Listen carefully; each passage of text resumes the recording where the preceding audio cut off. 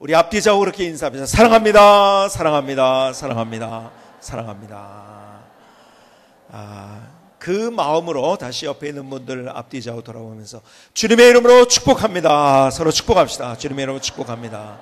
축복합니다. 축복합니다.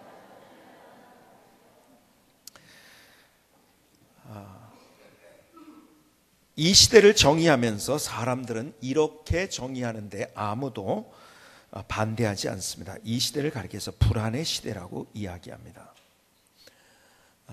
얼마나 불안한 시대를 우리가 살고 있는지 모릅니다. 그러니까 과거에는 가질 수 없었던 불안들이 우리에게 더 많이 이 시대는 찾아오고 있어요. 예를 들어서 어디를 가다 죽는다는 생각을 해본 적이 없었던 그런 시대, 우리 앞선 시대는 그런 시대였었어요.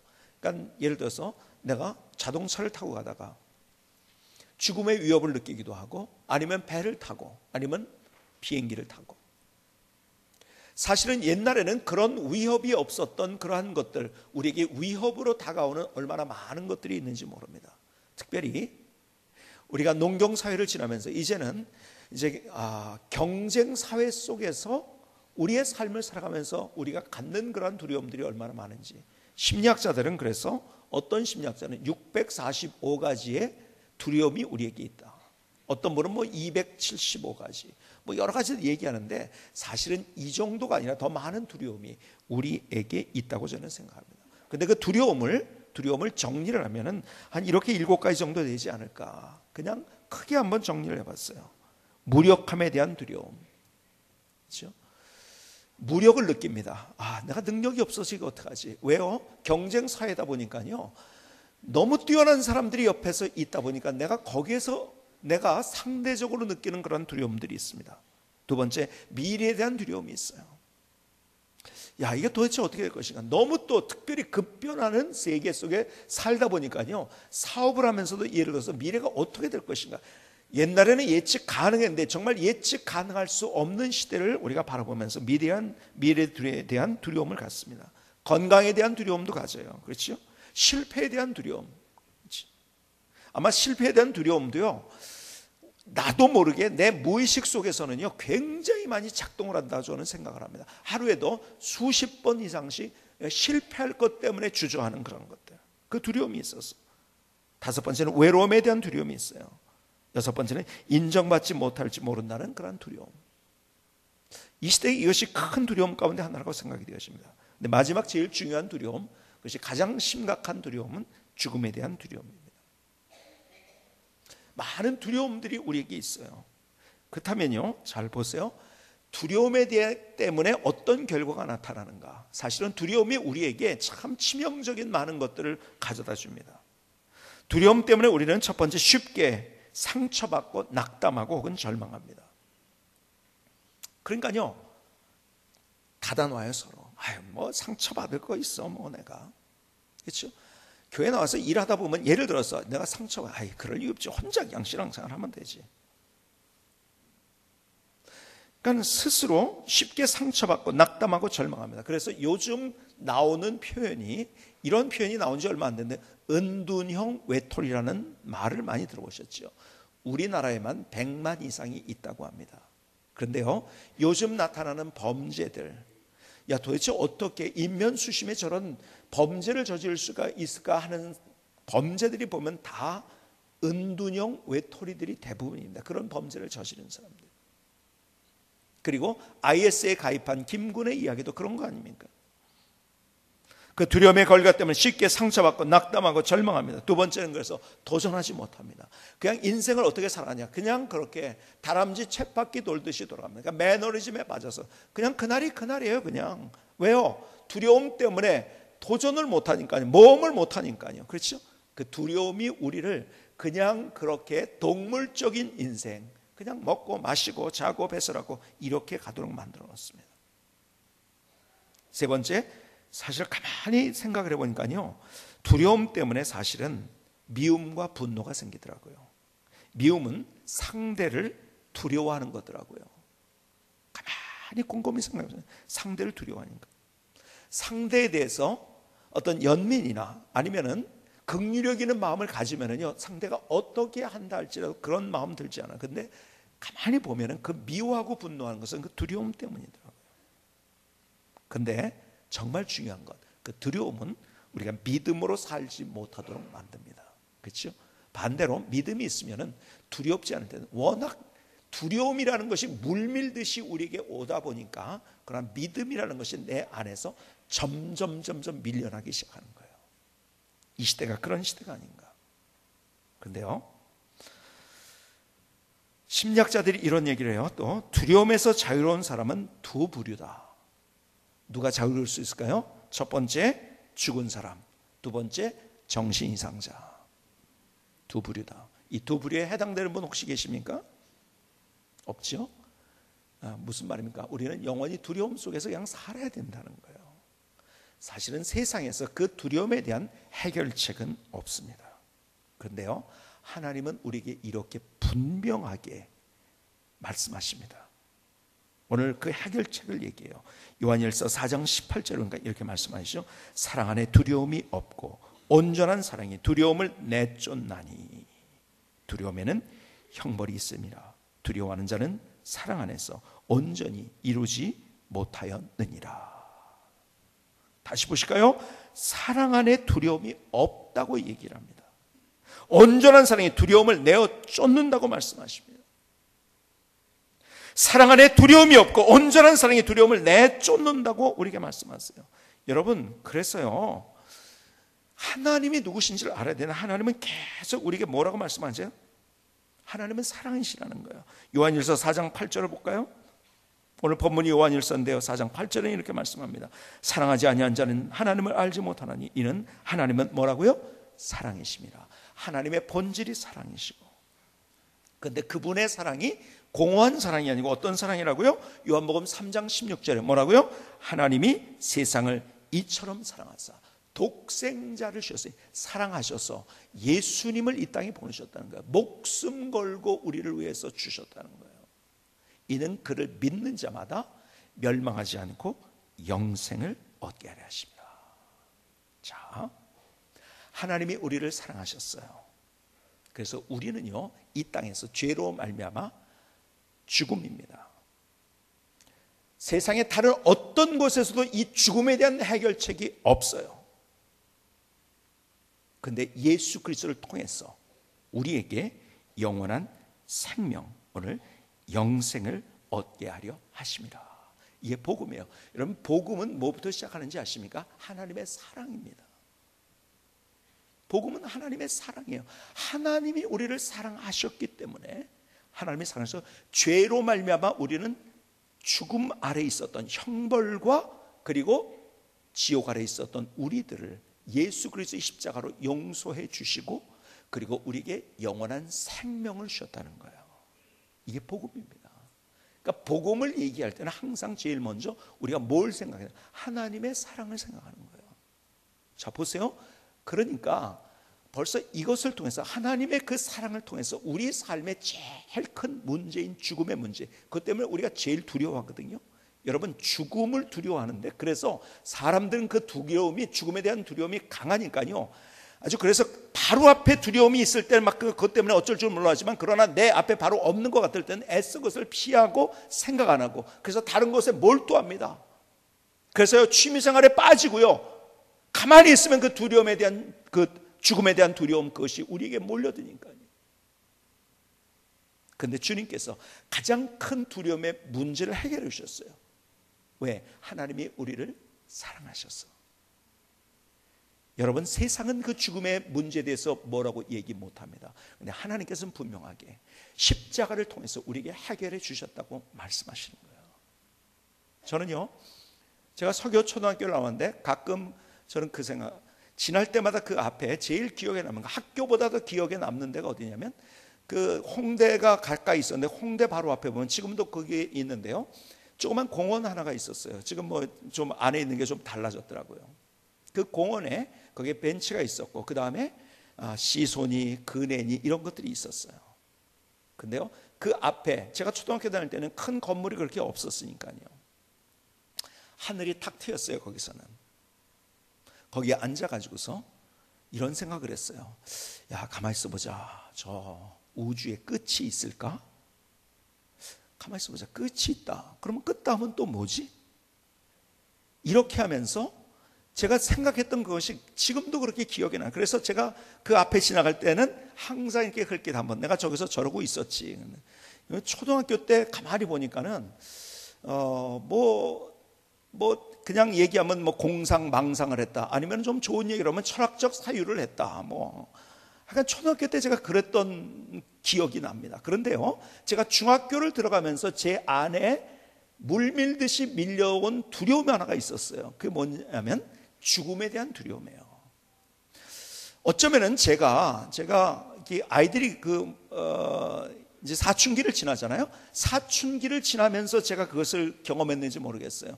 여러 가지로 사춘기. 그래서 중2 때가 되면은 아이들 뭐라고 부른다고요? 외계인이라고 부른다고 하잖아요. 그러니까요, 여러분 중2 때까지 좀 이상하게 해도요, 조금만 참으세요. 중2만 조금 지나가면 좀 괜찮아집니다.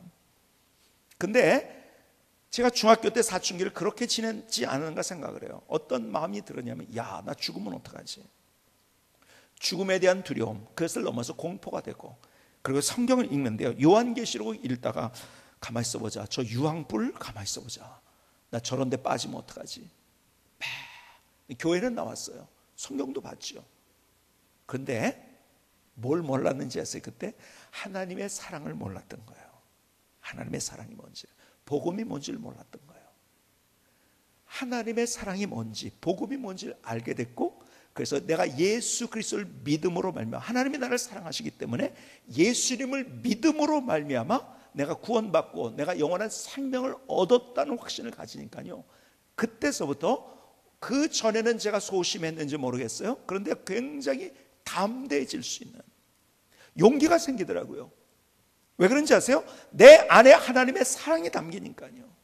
하나님의 사랑이 담기니까요, 그 전까지는 내가 두려워하고 내가 염려하면서, 아니 그 두려움을 지나서 그 공포까지 있었던 그것이 아무것도 아닌 것이 되고, 그리고 오히려 내가 야, 이렇게 하면 위험한데 하는 것까지도 도전할 수 있게 되더라고요.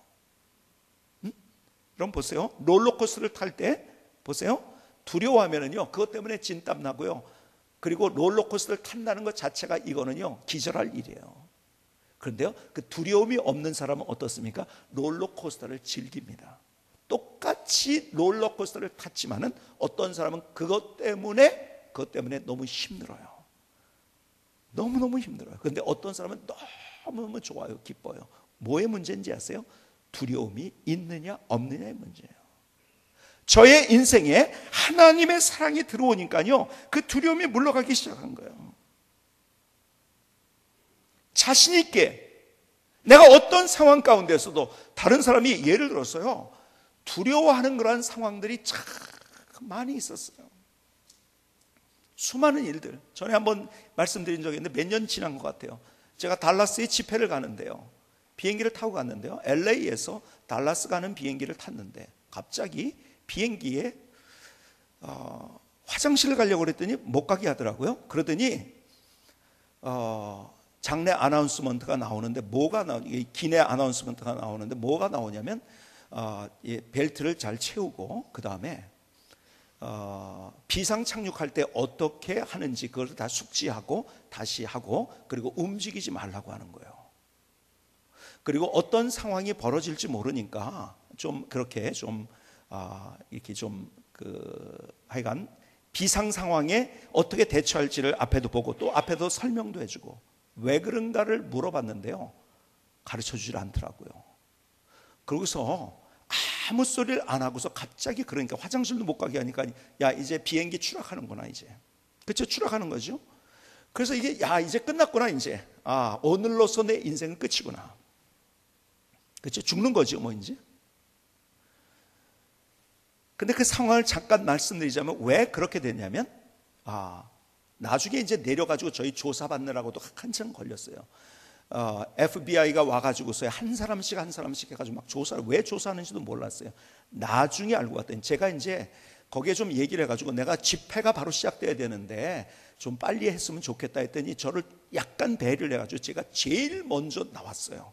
공항에 제일 먼저 나오니까요, 거기에 미국에 있는 모든 언론 매체들이 다 와가지고 저를 향해서 카메라를 찍고 있고, 그 다음에 인터뷰를 하자고 저를 두고, 아니 나 한국 사람이니까는 나는 지금 급하니까 안 된다 했더니요, 내가 제일 처음 나와가지고서 안 된다고 저한테 인터뷰를 해서 제가 인터뷰를 하라고 했어요. 그래서 이런 질문을 하더라고요. 비행기에서 무슨 일이 있었나 모르겠다. 그러면 이제 그 상황만 제가 얘기를 했죠. 왜 그랬느냐 뭐 물어보는데 아는 것이 아무것도 없다. 뭐 그것밖에 없어요. 나중에 신문을 통해서 안 게 뭐냐면, 어떤 사람이 어디죠? 화장실에다가 글을 써놨어요. 뭐라고 썼냐면 거기에 There's a bomb on board 이렇게 써놓은 거예요. bomb 뭐예요? 폭탄이 있다 이 비행기 안에. 그래가지고 갑자기 그래서 화장실 못 가게 하고, 그리고 조사하고, 저희가 비행기 착륙하는데 어디 착륙하는지 그냥 우리는 무슨 뭐 동체 그냥 그대로 바퀴감 해가지고서 그냥 추락하는 건가 이런 생각을 하고 있었는데, 비행기는 다행히 내렸는데 거기에 막 불자동차들 뭐 하여간 굉장히 많은 경찰차들 다 해가지고 우리 어딘지를 몰랐어요. 그때 이제 제가 아이폰을 가지고서 여기가 어딘가를 살짝 검색을 해보니까 달라스 공항은 맞더라고요. 왜 그런지 몰랐고. 근데 그때 이제 제가 이제 죽었구나. 그때 제일 먼저 뭐가 제가 떠올랐을까요? 죽었구나 그랬을 때. 네? 제가 여러분에게 말씀드린 적이 있는데 다 잊어버리셨어. 그러니까는 제 마음을 여러분들이 모르는 거예요. 여러분들의 얼굴이 제일 먼저 떠올랐습니다. 성광교회 식구들이 떠오르더라고요. 물론 부모님 생각나고 했지만 제가 제일 얼른 떠오른 건 성광교회가 생각나더라. 하나님, 뭐 어쨌든 비행기에서 떨어져 죽어도, 그러니까 뭐 그냥 그렇게 됐을 때는 진짜 죽는 거라고 생각했으니까요. 떨어져 죽어도 말씀 전하러 가다가 죽은 거니까 순교가 맞지요? 제가 이렇게 기도를 하면서. 그러나 그것 때문에 그게 뭐라 그럴까요? 이거 어떻게 하자면 당황하는 마음이 없더라고요. 그래서 내 안에 하나님께서 그런 마음을 담아주셨구나.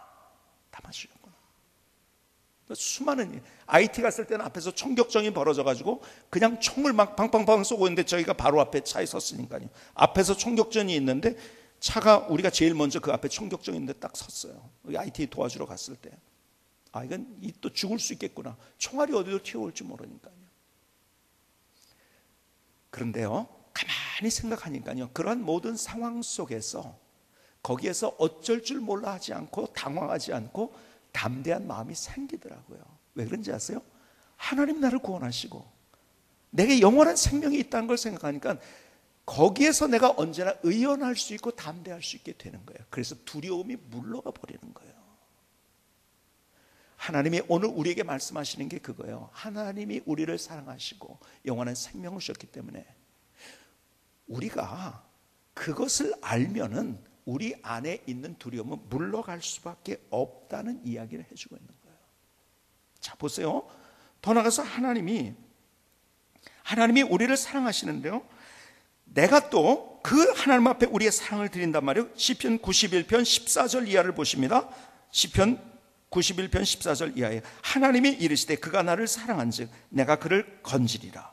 그가 내 이름을 안즉 내가 그를 높이리라. 그가 내게 간구하리니 내가 그에게 응답하리라. 그들이 환난 당할 때 내가 그와 함께하여 그를 건지고 영화롭게 하리라. 내가 그를 장수하게 함으로 그를 만족하게 하며 나의 구원은 그에게 보이리라 하셨다. 내가 이렇게 너희 인생 붙잡아 줄 거야. 그런데 다시 91편 14절에 보니까 하나님이 이르시되 그가 나를 사랑한즉 내가 그를 건지리라. 그래서 내 인생 이렇게 만들겠다. 너 파도가 풍랑 가운데 있다고? 내가 붙잡아 주면 돼. 내가 너를 날아오르게 만들어 줄 거야. 내 인생에 빡빡한 안개처럼 주변에 둘러싸여 있어서 내가 어디에 갈 바를 모른다고? 아니야. 그래서 두렵다고? 아니야. 내가 너와 함께하고 너를 건져줄 거야. 너를 지켜줄 거야. 너의 인생에 살아가는 삶의 어떤 상황 가운데서도 사람들이 너희를 비난하고 사람들이 손가락질하고 너의 인생에 수많은 공격을 만난다. 아니야. 내가 너와 함께 날아오를 거야. 너를 지켜줄 거야. 다시 시편 91편 14절을 보실까요? 하나님이 이르시되 그가 나를 사랑한즉 내가 그를 건지리라. 그래서 우리가 주님 앞에 그 사랑으로, 정말 주님을 향한 사랑이 있으면 어떤 상황 가운데서도요, 우리가 담대하게, 사드락과 메삭과 아벳느고 다니엘의 얘기를 알잖아요. 그들이 풀무불 앞에 있었지만, 그래서 화형당하는 상황에 있었지만, 그러나 그걸 무서워하지 않았어요. 두려워하지 않았어요. 그 두려움을 정복했어요. 왜? 하나님을 사랑하니까요. 베드로의 이야기를 여러분이 너무 잘 알잖아요. 그렇죠? 베드로가 그 전에는요, 굉장히 벌벌 떨고, 그리고 소심하고, 예수님 십자가상에 달려 들어가실 때 모른다고 부인하고요, 도망가고요, 예수님을 바로 쫓아가죠. 멀찍이 쫓아가고요, 그리고 숨어들었고요. 그런데 디베라 바닷가에서 주님 앞에, 주님, 내가 진짜 주님 사랑합니다 고백한 다음에, 그는 거기에서 있었던, 그 안에 있었던 불안, 염려, 걱정, 이것이 다 싹 없어진 거예요. 그리고 담대함으로 온몸에 채워집니다. 죽음을 두려워하지 않아요. 그때서부터 염려하지 않아요. 걱정하지 않아요. 감옥을, 사람을, 공격을 두려워하지 않아요. 그래서 위대한 하나님의 일을 감당할 수 있었고, 하나님의 역사의 한 페이지를 장식할 수 있었던 사람이 될 수 있었던 거예요. 정말 우리가 하나님을 사랑하면, 우리가 하나님을 사랑합니다. 여러분, 아브라함의 이해가 그거 아닙니까? 아브라함에게 100세의 아들을 주었어요. 그렇죠?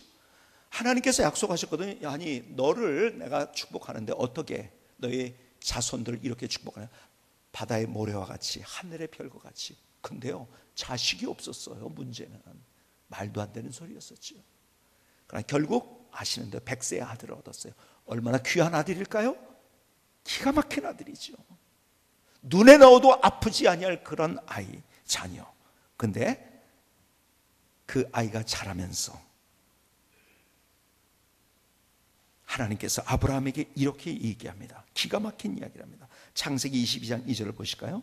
여호와께서 이르시되 내 아들, 내 사랑하는 독자, 내 아들, 내 사랑하는 독자 이삭을 데리고 모리아 땅으로 가서 내가 내게 일러준 한 산, 거기서 그를 번제로 드리라. 근데 아브라함이 어떻게 했나요? 하나님 어떻게 그럴 수가 있나요? 어떻게 말도 안 되는 그런 잔인한 일을 나에게 시키나? 그러지 않았어요. 어떻게 했어요? 창세기 20장 3절, 그러니까 아브라함이 아침에 일찍 일어나 나귀의 안장을 지우고 두 종과 그의 아들 이삭을 데리고 번제에 쓸 나무를 쪼개어 가지고 떠나 하나님이 자기에게 일러주신 곳으로 가더니, 아침 일찍 일어나서 하라는 대로 했어요. 9절 이하를 계속 보실까요? 하나님이 그에게 일러주신 곳에 이른지라 이에 아브라함이 그곳에 제단을 쌓고 나무를 벌려놓고 그의 아들 이삭을 결박하여 제단나무 위에 놓고 손을 내밀어 칼을 잡고 그 아들을 잡으려 하니. 그림이 그려지십니까? 그때 11절입니다. 여호와의 사자가 하늘에서부터 그를 불러 이르시되 아브라함아 아브라함아 하시는지라. 아브라함이 이르되 내가 여기 있나이다 하매 사자가 이르시되 그 아이에게 내 손을 대지 말라. 그에게 아무 일도 하지 말라. 내가 내 아들 내 독자까지도 내게 아끼지 아니하시. 내가 이제야 내가 하나님을 경외하는 줄 아노라. 자 보세요. 너 사랑하는 아들을 바칠 수 있겠어? 그랬더니요, 그냥 그날 그 다음날 아침에 일어나서 모리아 산으로 가는 거예요. 그렇죠? 그리고 하나님께서 이렇게 말씀하십니다. 이렇게, 이제 내가 나를 진짜 사랑하고 경외하는 줄 알았다. 여러분, 아들까지도 바치려는 용기가 어디서 나타났을까요? 사실은 그의 인생에 가장 중요한 거, 그렇죠? 가장 소중한 거 아들 아닙니까? 그렇죠? 돈이 아니에요, 이 사람에게는. 그렇죠? 아들이었었어요. 근데 그것을 바칠 수 있는 용기가 어디서 났을까요? 하나님을 사랑하기 때문에. 하나님을 사랑하기 때문에.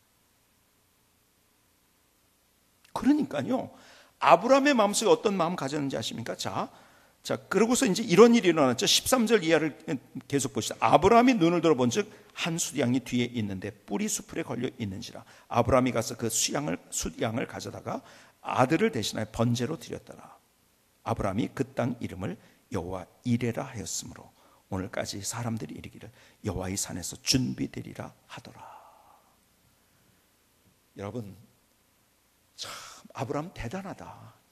어떻게 아들 번제로 드리라고 그 다음날 아침에 일찍 일어나서 그렇게 할 수 있었을까? 왜 그런지 아세요? 그는 하나님의 사랑이 뭔지를 알았어요. 그러니까 자기를 망하지 않게 한다는 걸 알았던 거죠.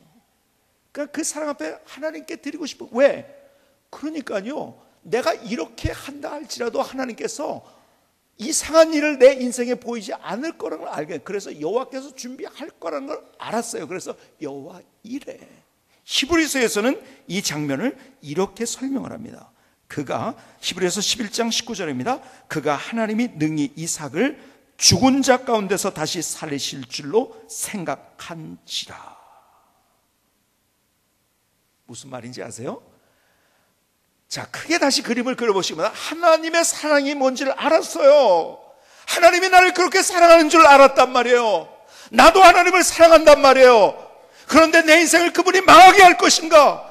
그분이 내 인생을 그냥 그대로 놔둘 것인가? 아니다. 하나님이 준비하실 것이다. 하나님이 예비하실 것이다. 하나님이 가장 귀한 걸로 내 인생에 만들어줄 거. 아니, 그 아이를 죽일 거라고 상상을 못했던 거예요. 하라는 대로 할 수 있었던 거예요. 자, 보세요.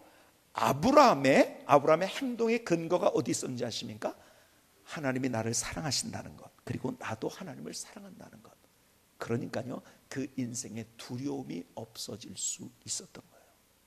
걱정, 하나님 이거 뭐예요? 원망, 짜증, 분노, 이 모든 것, 하나님의 사랑이 내 안에 담기고 내가 하나님을 사랑하니까 이것이 모든 것이 다 없어질 수 있었다. 여러분, 그래서 우리에게 필요한 게 뭔지 아십니까? 우리에게 필요한 게 뭔지 아세요? 우리에게 필요한 것은요, 하나님의 사랑을 내 안에 담고 내 고백을 하나님 앞에 사랑합니다 고백하는 거예요. 정말 내가 가진 가장 소중한 것까지도 드릴 수 있는 그 사랑. 여러분, 우리의 삶을 살아가면서 우리는 자꾸 기계적인 믿음을 가지려고 해요. 아니에요. 우리의 믿음이 어떤 믿음이 되어야 되는지 아십니까? 인격적인 믿음이 돼야 돼요. 기계적인 믿음은 나를 피곤하게 만듭니다. 근데 인격적인 믿음 뭔지 아십니까? 하나님의 사랑을 알고 내가 하나님께 사랑. 자, 보세요. 더 나아가서 내가 하나님의 사랑이 내 안에 담기고 내가 하나님을 사랑하면은요, 나도 모르게 뭐가 내 안에 들어오는지 아세요? 믿음이 내 안에 들어오는 거예요. 내가 그냥 억지로 믿어야지 이게 아니라 하나님의 사랑을 알고, 그리고 하나님의 사랑을 알고 내가 하나님을 사랑하면 어느새 내 안에는 그 믿음이 들어와 있는 거예요. 이게 진짜 믿음인 거예요. 하나님이 나를 얼마나 기대하는지 아십니까?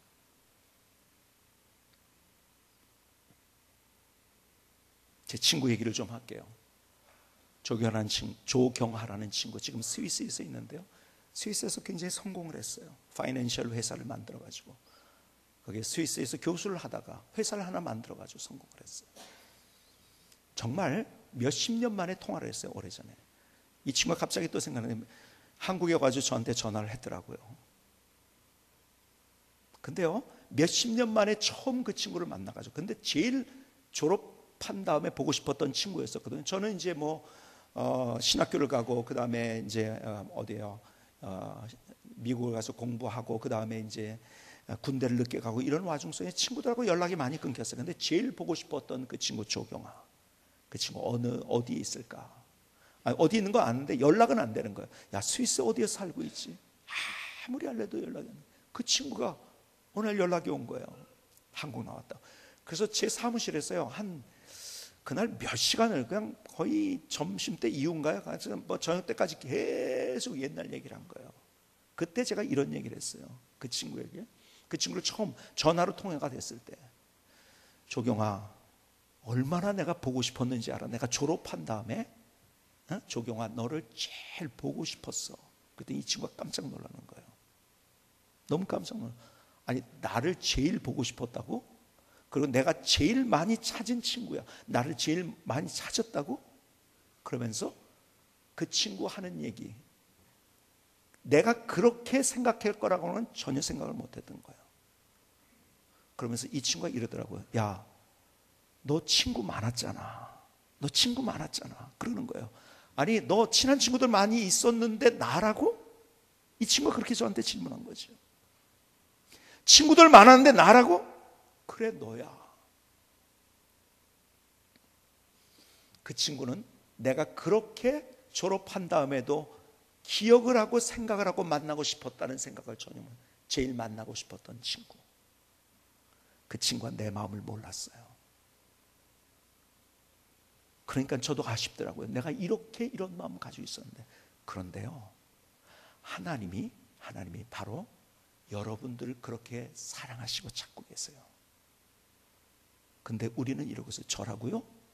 저요? 저기 똑똑한 사람 있잖아요. 저 열심히 있는 저 사람이 있잖아요. 어떤 사람? 아니에요. 하나님이 나를 향해서 그 마음을 가지고 계세요. 내가 너를 얼마나 찾고 있는지 알아? 그리고 얼마나 사랑하는지 알아? 내 사랑이 진짜 네 안에 담기면은 내 안에 있는 두려움들은 다 물러갈 수 있어. 다 물러갈 수 있어. 그래서 우리가 다시 우리의 삶 속에서 기계적인 믿음이 아니라 정말 주님의 사랑을 내 가슴에 담고, 나도 주님 사랑합니다. 아브라함이 그런 것처럼 주님 그렇게 나도 사랑합니다.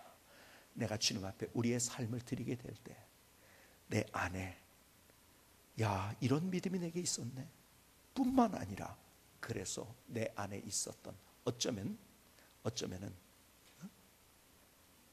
거짓 때와 같이 내 안에 있었던 그 무리로 있었던 내 불안들, 그것이 다 달아나게 되고, 하나님이 내게 주시는 평안, 기쁨, 감사, 용기, 담대함, 이것으로 우리의 인생을 걸어갈 수 있는 거예요. 하나님의 사랑을 다시 그래서 담아야 되는 거예요. 그리고 우리의 사랑을 그분께 그래서 드려야 되는 거예요. 거기에서부터 우리의 인생의 두려움은 물러가고, 그리고 우리의 삶 가운데서 모험하며 도전하며 용기를 가지고 기쁨으로, 감사로, 노래로 세워갈 수 있는 우리의 삶을 세울 수 있는 거예요.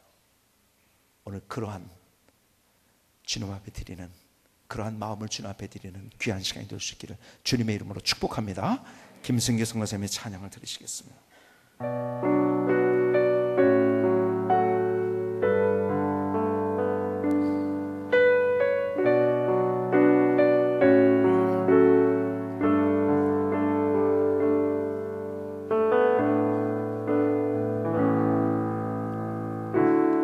세상이 주는 마음, 불안과 염려, 두려움,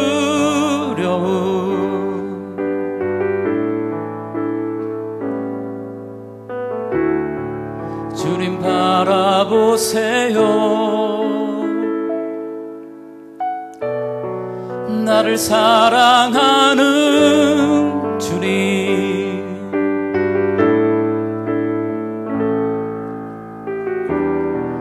모든 두려움들을 정복할 능력 주시죠. 나의 사랑을 드립니다. 주님 사랑해요. 온전한 사랑이 두려움 내어 쫓죠. 전심으로 사랑합니다.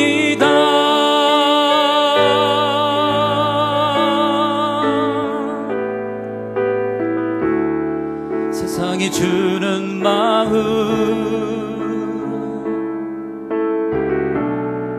불안과 염려, 두려움,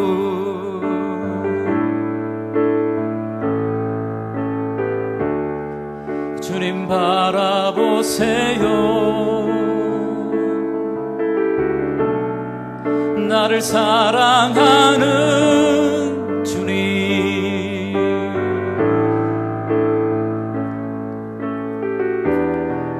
모든 두려움들을 정복할 능력 주시죠. 나의 사랑을 드립니다. 주님 사랑해요.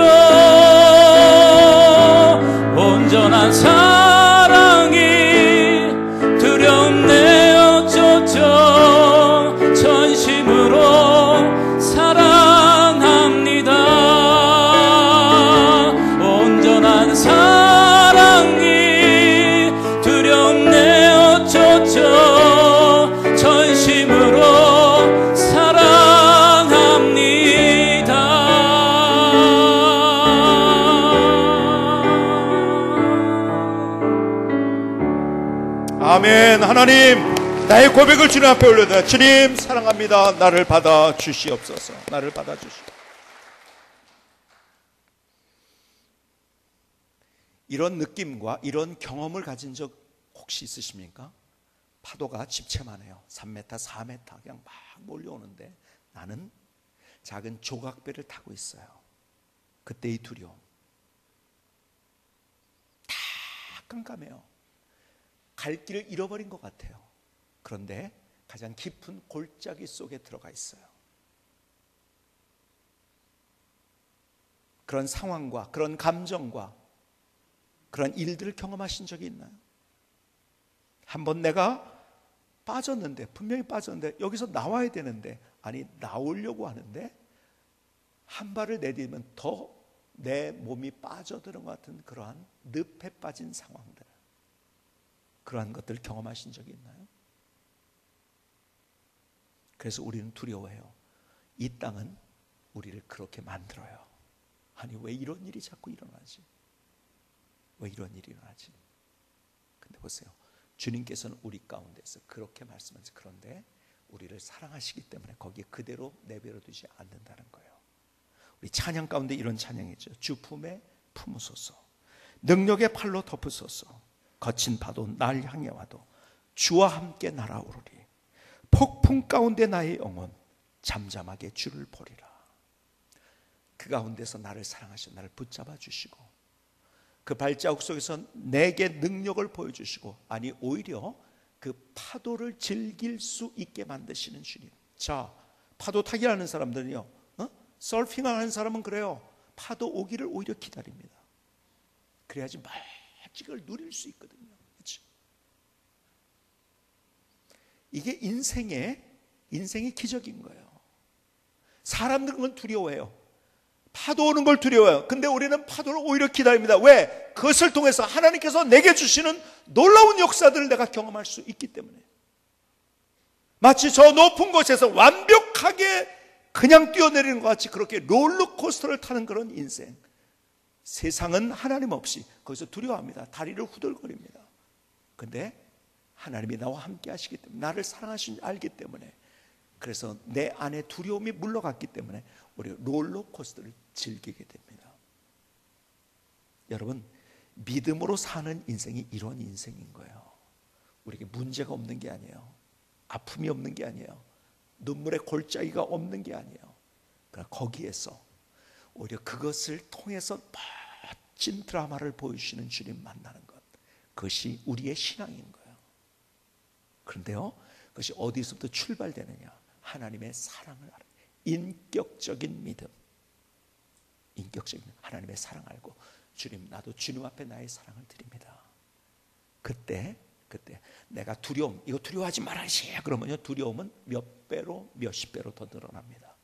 그런데 내 인생 하나님의 사랑에 집중하면 내가 언제 그것이 없어지는지 그 두려움은 물러가고, 새로운 용기로 우리가 두려움을 정복하고, 두려움은 다 떠나가고, 주님이 주시는 새로운 용기, 담대함으로, 그래서 멋진 파도 타기를 즐길 수 있는, 롤러코스터를 오히려 즐길 수 있는 멋진 인생 만들어 주십니다. 주님의 사랑을 가슴에 담고 내 사랑을 주님 앞에 그렇게 드리며 그런 멋진 인생을 세워갈 수 있기를 주님의 이름으로 축복합니다. 기도하시겠습니다.